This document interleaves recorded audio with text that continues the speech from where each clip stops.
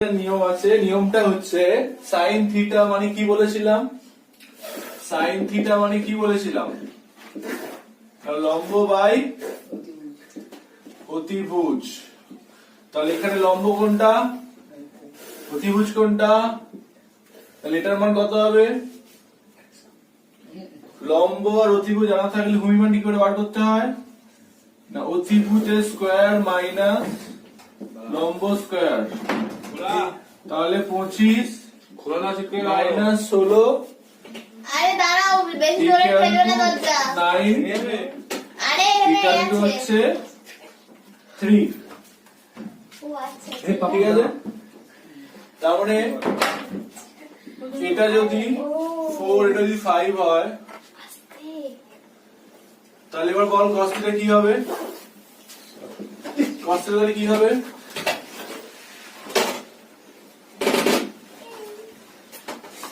cos theta কি হবে, ভূমি বাই অতিভুজ, ভূমি বাই, তাহলে কত হবে এটা 3/5। এবারে বুঝতে পারলি, সাইন থিটার মান জেনে গেলাম, কস থিটার মান জেনে গেলাম, তাহলে এখান থেকে এবার কোসেক থিটা আর কট থিটার মান বের করতে হবে। তাহলে কোসেক থিটা মানে কি,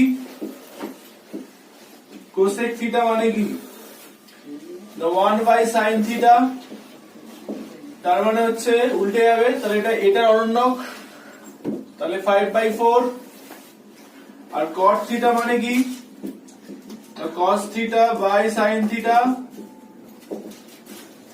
তাহলে cos থিটা মান কত 3/5 বাই 4/5, তাহলে অ্যান্সার কি আসছে এখানে 3/4।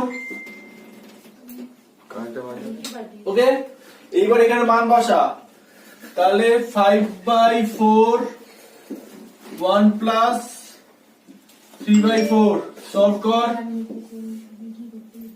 এটা 5/4 আসছে, এটা 4 প্লাস 3/4, তাহলে 5/4 বাই 7/4, 4 ক্যান্সেল আউট হয়ে যাবে, তাহলে 5/7 ইজ দ্য রাইট